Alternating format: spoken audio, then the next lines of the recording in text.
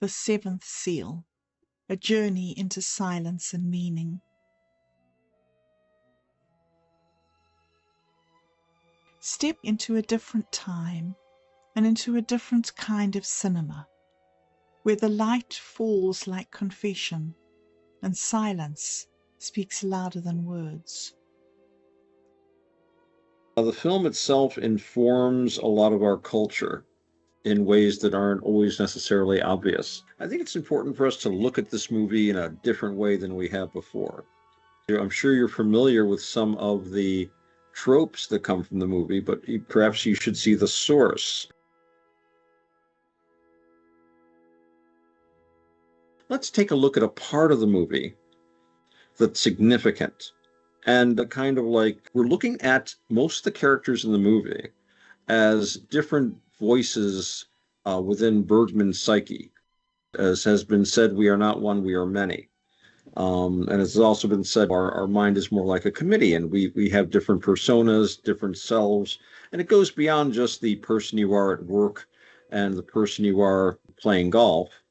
It's more than just behavior and surface ideas, but really deep down, we have very different ways of looking at things and coping. And the different characters in The Seventh Seal seem to be Bergman's inner, I was going to say dialogue, but really there's more than two. And it's more like an inner argument, an inner disagreement.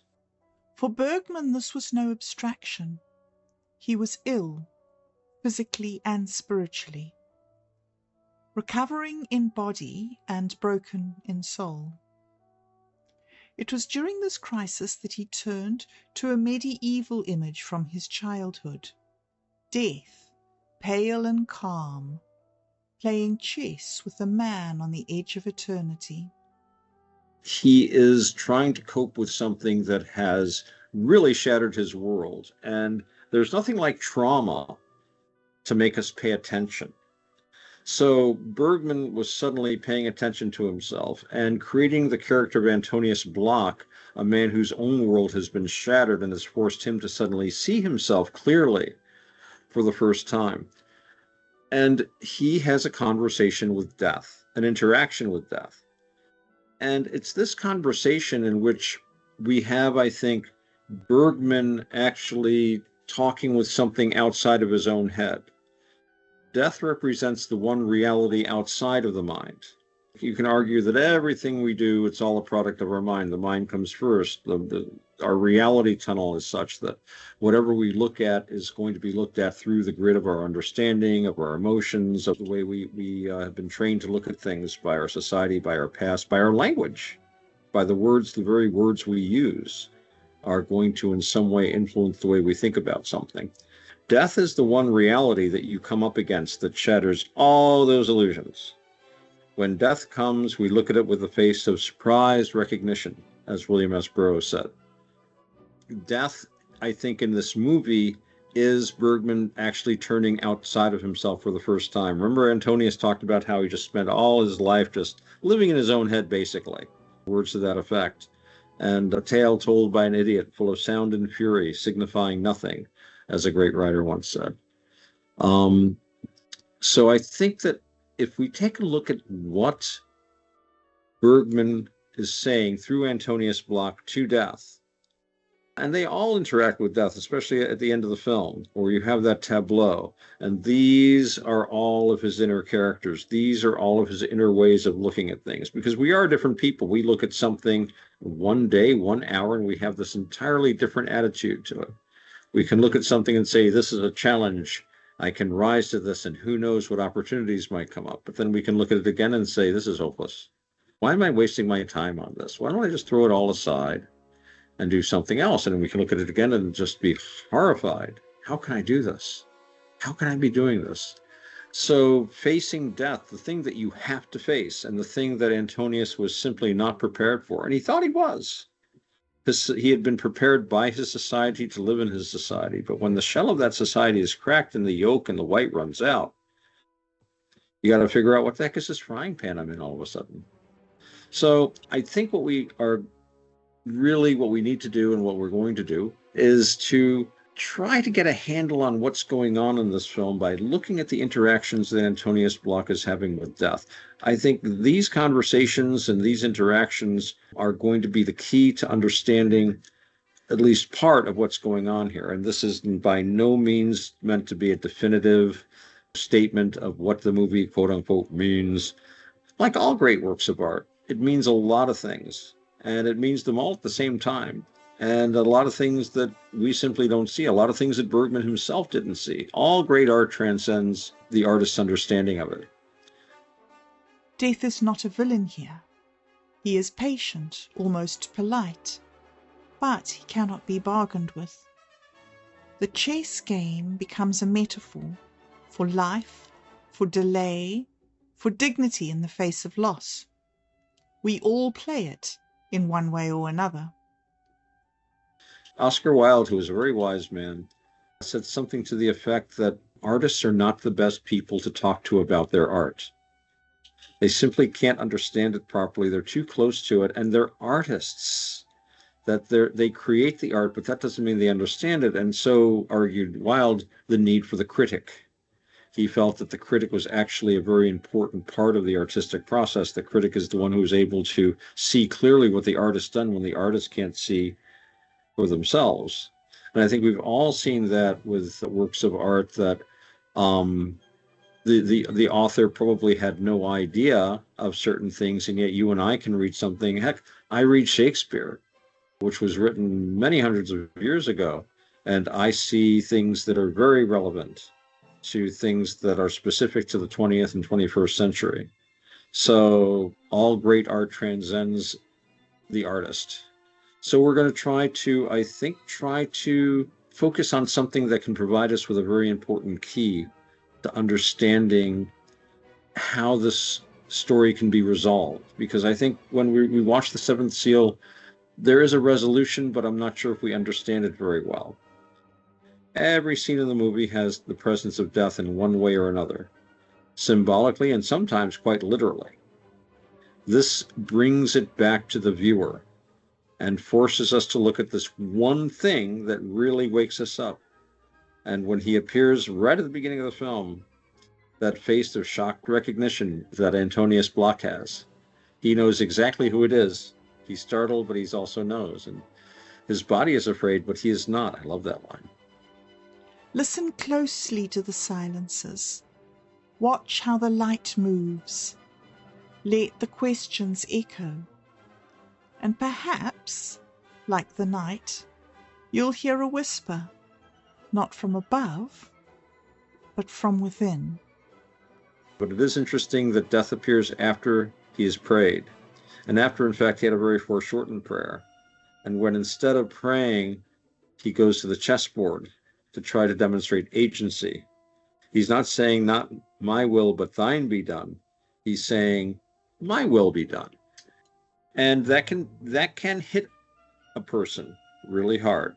But more than that, he himself, I believe, in the 1950s, you had still a lot of the fallout from Europe having gone through the Second World War.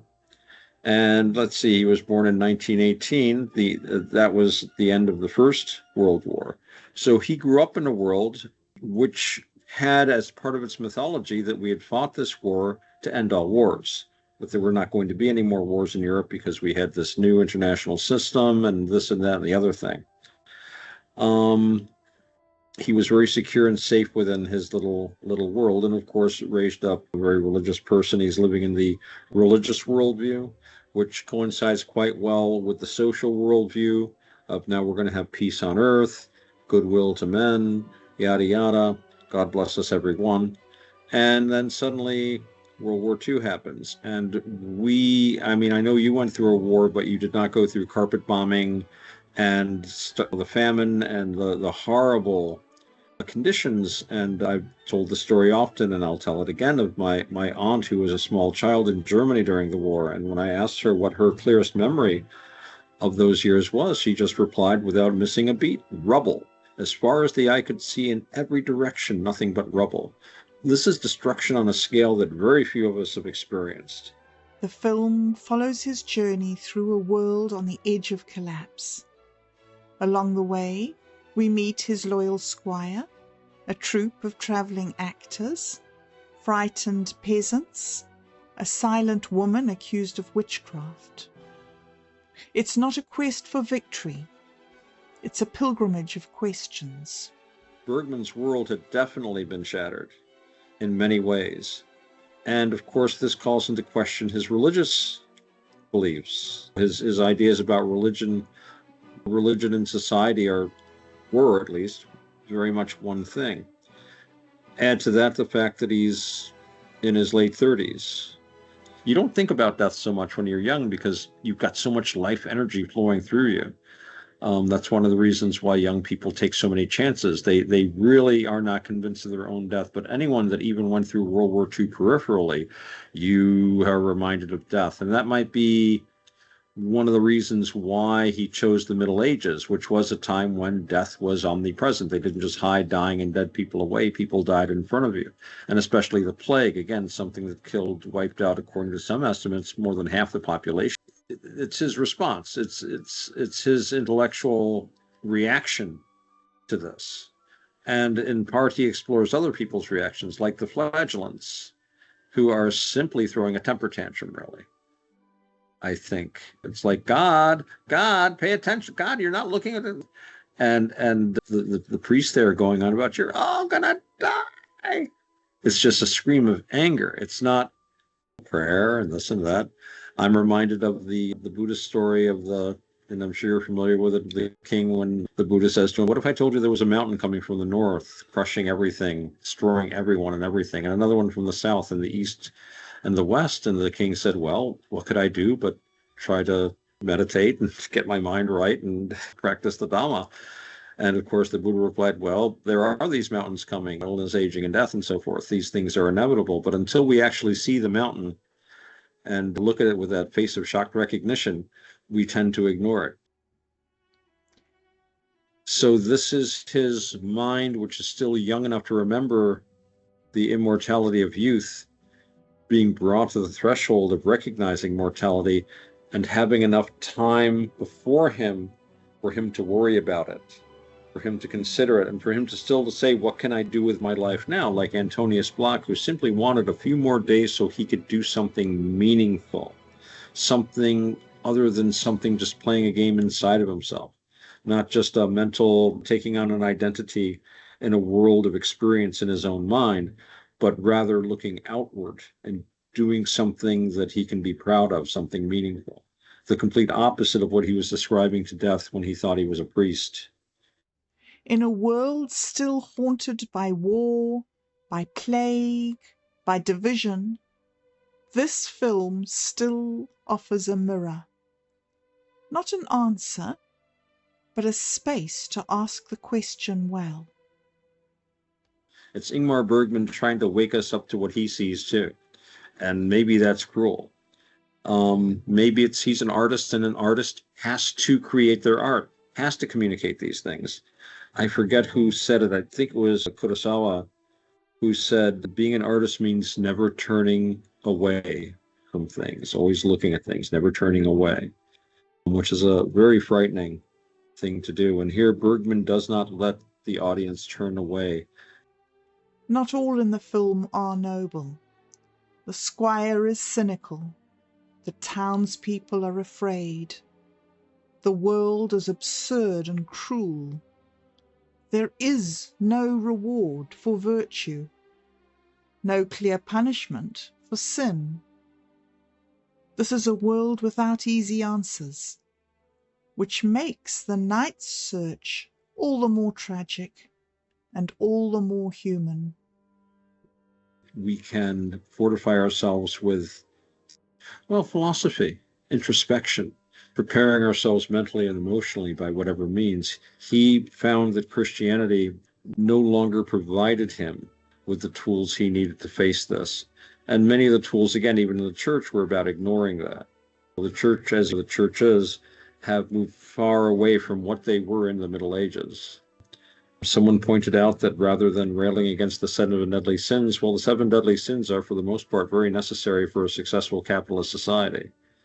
So most churches don't really care all that much about gluttony or avarice or anything like that. They might get a little upset at you if you have a non-traditional sexual orientation, and not even that anymore.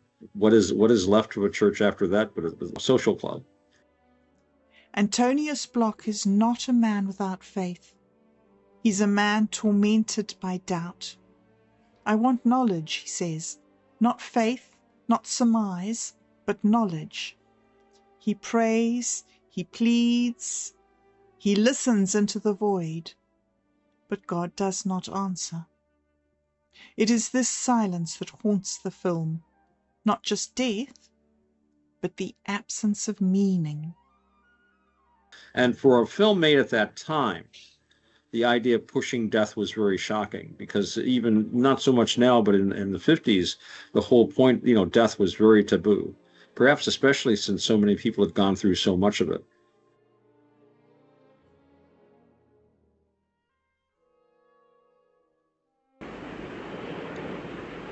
Vem är du? Jag är döden.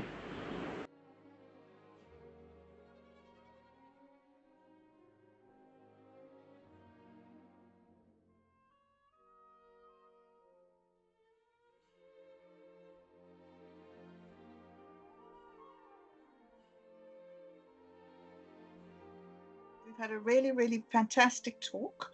I think that's a great introduction to what we're going to do. What are you hoping that our listeners, our viewers, will get out of this series? I think I hope that any insights we share might be new to them and might give them ideas to explore, building on that, and maybe come up with some ideas that we haven't thought of.